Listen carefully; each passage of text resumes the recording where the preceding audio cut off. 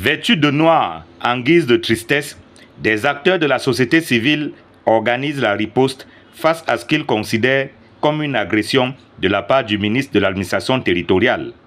Une cellule de crise est créée à cet effet.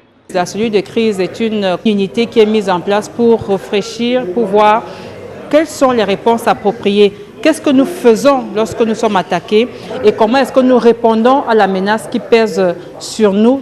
L'heure est grave, selon le barreau du Cameroun, qui joint sa voix à la dénonciation. Il y a une atteinte à la liberté d'association et ça devient grave parce que au moment où nous pensons que nous sommes en train d'évoluer, nous avons l'impression que nous sommes en train plutôt de régresser. Alors, je le dis avec force, on ne laissera pas que ça se passe sous nos yeux. Il faut très vite agir. Vu l'urgence, on va saisir le juge administratif en référé.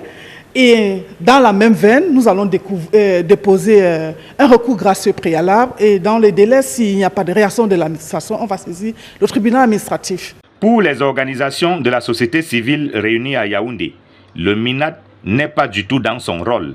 Le MINAT voudrait se substituer à la COBAC, qui est le gendarme du système financier en Afrique centrale, pour déclarer de manière péremptoire que les activités du REDAC sont de nature à porter atteinte à l'intégrité du système financier national. Il n'est donc pas question de laisser prospérer de telles confusions. La note reçue jusqu'ici, même si on devait la respecter, n'indiquait nulle part qu'il faut sceller les locaux. Il y a suspension des activités, mais à aucun moment dans la note, on a vu qu'il y avait, n'est-ce pas, une instruction de fermeture du siège du REDAC.